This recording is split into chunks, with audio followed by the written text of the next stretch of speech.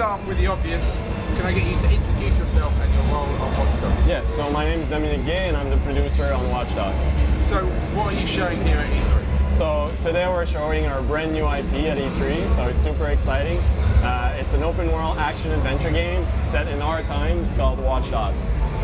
What is Watch Dogs? So Watch Dogs is a game where you play a man called Aiden Pierce, who comes from some of the toughest neighborhoods in Chicago, and people close to him have been hurt, and he's going to take justice into his own hands to fight a citywide corrupted system.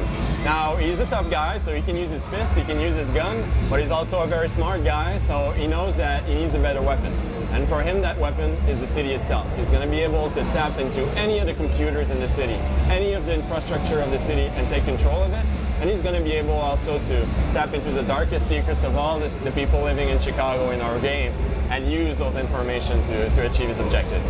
So tell us about the tech that's behind it. Yes. So basically, anything from computers, cell phones, communication array, the smart grid of electricity in our lives, everything's running on computers. So it's technology we know, it's technology we use every day. And Aiden is able, and the player is able, through the game, to grow his ability to manipulate those things. So you saw in the demo, able to hack into the conversation of people on their phone, able to use the surveillance system of the city to see who's around him and what's in their lives and how he can use that information. So you saw how he was able to locate the employee of the man he was seeking because of that, but he can also find a lot of different information he can use. Cool. So tell us about the demo. Give us a brief overview of what you showed us. Yeah, at the conference we showed a demo that was basically around a mission for Aiden. We played it in a specific way, but we're an open world game, so the player could have done it differently. But what we decided to do is we wanted to enter an event that was being sponsored by our target, the man we wanted to take out. And so we hacked into the communication system to distract the security officer. He was looking for signals, so he moved out of the way. Now, this is all just his AI, right? Anyone using a phone in the city, if you hack the communication array, they're going to change their behavior, interrupt their conversation. So basically, Aiden slipped in and met one of his contacts named Jordy, who handed him in a gun, and basically was using himself as a bait there to attract his target. So he hacked into the conversation of one of the employees of his target, so he knew the target was coming in, carefully slipped out of the place and waited for him patiently. When the target drove by, hacked into the traffic system, turned all the lights to green, created an accident in downtown Chicago, got his gun out, took the bodyguards out, took his target out, and just walked away and drove away. And that's the kind of thing that he's able to do by mixing his ability for violence and his ability for control over the city. So is Watch Dogs all about being a silent killer? So how silent, Aiden Pierce is a man that is not good or bad. He's in the gray zone. So the player is going to decide how he's going to tackle this objective. The player is going to be the one who decides if, for example, in the demo, he creates mayhem in downtown Chicago, gets his gun out, creates a lot of collateral damages. You saw innocent bystanders getting killed. Well, another way of doing this might have been a lot more subtle. Could have tracked the guy down to his parking lot and just hit him there. So the player is going to have that ability to choose how far he's willing to go with his newfound powers. So I think the most amazing moment for me was you created that car crash, but no one expects, everyone just thought it was an accident. Like, yeah. That no one points the finger at you, yeah. And you don't have the police after you. So who is the public not aware of the tech you have? Does the news that you have this tech ever leak out? That sort of thing? So in the context of the demo, no one knows you have those kinds of abilities. And we know about those techs, right? We live in that world. In my city, the traffic lights are managed in Montreal by a computer. And on rush hour, they change the cycles. And police officers can tap into the system and turn the lights green when they need to go fast. All of those things that we do in the game, we found references in YouTube, and they're actually happening in the real life. So do the media know it's Aiden Pierce doing it?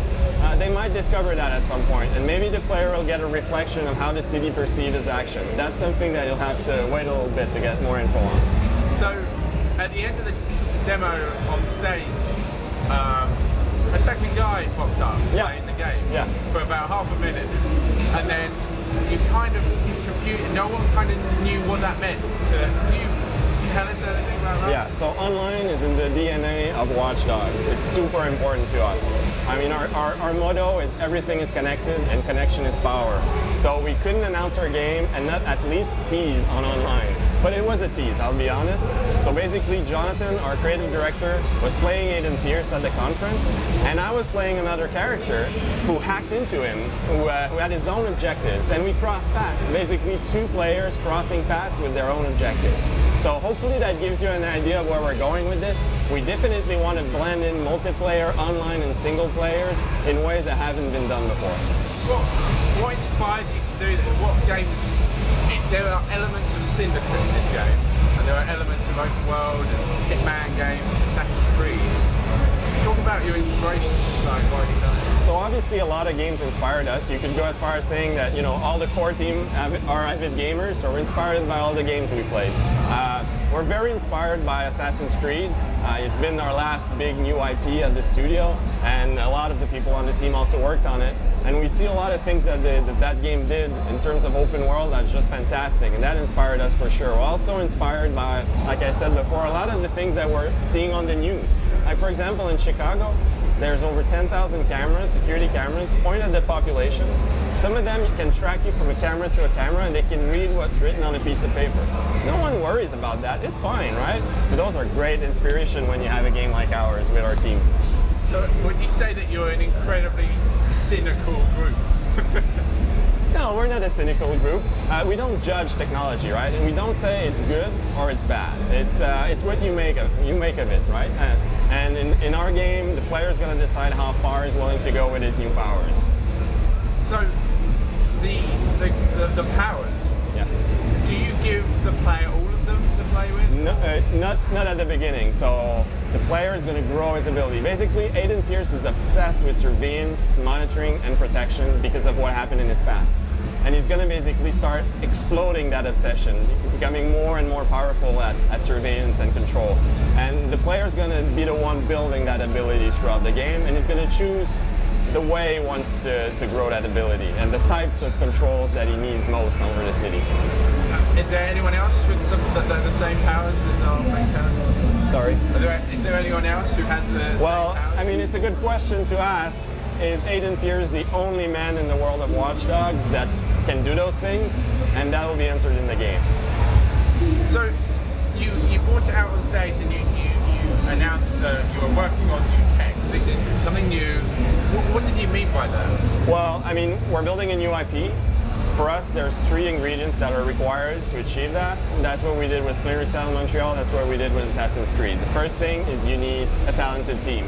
Good, we got that. Really good team. And we need time, and we've had that, right? We've been working on this for over 2 years, and we're not shipping this year for sure. So we have a lot of time, and we're able to put a lot of details in the game. The third thing you need is awesome tech, a great engine. Because when you build a new IP, you want to bring a new experience. If you're just making the same thing everybody else is doing, what's the point, right? So to create a new type of experience, your designers need new tools, new engine, and we did just that. We basically have a very strong engineering team, and we built a new engine to give the designers new abilities, new things that they could do. And that's how we can have so much detail and so much density in our Chicago. And definitely, we're going to be supporting multiple platforms when we come out, and that's really exciting. So tell us about the city. Is it based on Chicago? Yeah, it's so the city the game is set into is very heavily inspired by Chicago. It is Chicago. Obviously, we're not creating a model of it. We're giving ourselves liberties. But for people who know Chicago, it's very, very similar. So I visited Chicago. There's nice areas, there's bad areas. Yeah. So do you work with that? Like, are there more dangerous places that you find different characters in? Yeah, and it's interesting to see how in a city like Chicago that has a lot of different districts and a lot of variety in it, how even, obviously the people are different in each neighborhood, and in our game you get to know a lot about those people. They have lives, right? They're real people, and you also have different ways of controlling the city if you're in a poorer neighborhood or if you're in the middle of the loop like we did at the conference where there's a lot of things that you can control. So those things will influence the way the player plays. It will also influence the type of people he's meeting and what information he can dig on the people around him. I thought there was an amazing moment of story narrative when you search through the room and you found the information about. And the one that struck me was that one of the person was HIV positive. Yeah. Are you? How does the narrative fit in with immersing the players as well? So when you use your ability to monitor people and profile them, you know a lot about their lives. And we let the player choose what he wants to do with that information. So not everybody has dark secrets about them, but some have. And some you may decide to act upon, others you might just not care about, and others will give you clear opportunities for, side missions or your personal objective. So we have all of that. We have all of that covered. Some of those information may trigger side missions. You might say, oh, this guy is interesting, and that might open up a different route for you to explore the city. And you might also decide that this guy, because he's been convicted of something specific, you as a player want to do something about it. Well, that's your call. Right? We're not passing judgment, but the city and the media will pass judgment on the types of action that you take. Cool. Finally then, your expected release date and what platform? We're definitely not shipping this year, that's for sure. And when we do ship, we'll support multiple platforms.